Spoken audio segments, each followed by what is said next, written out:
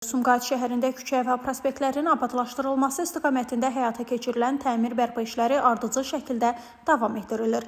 Koroğlu prospekti və Üzeyir Hacıbəyli küçəsində görülən işlər artıq diqqət çəkən mərhələyə qədəm qoyub. Belə ki, sözü gedən ərazilərdə səki daşlarının yenilənməsi və rənglənməsi prosesi həyata keçirilir. İşlər Sumqayıt şəhər Mənzil Kommunal Təsərrüfatı İstehsalat Birliyi nəzdində fəaliyyət göstərən Abadlaşdırma Təmir Tikinti İdarəsi tərəfindən icra olunur. Qurumun əməkdaşları tərəfindən istifadə edilən yüksək keyfiyyətli boyalar səki daşlarının uzunömürlü olmasına və estetik görünüşünün qorunmasına imkan yaradır. Aparılan işlər şəhərin ümumi simasının müasirləşdirilməsi və sakinlərin rahatlığının təmin olunması baxımından xüsusi əhəmiyyət daşıyır. Səki daşlarının rənglənməsi yalnız vizual gözəllik yaratmaqla kifayətlənmir, eyni zamanda piyadaların hərəkət istiqamətlərinin daha aydın müəyyən edilməsinə, təhlükəsizliyin artırılmasına da xidmət edir. Müşahidələr göstərir ki, Abadlaşdırma Təmir Tikinti İdarəsinin əməkdaşları işlərini operativ və peşəkar şəkildə həyata keçirirlər.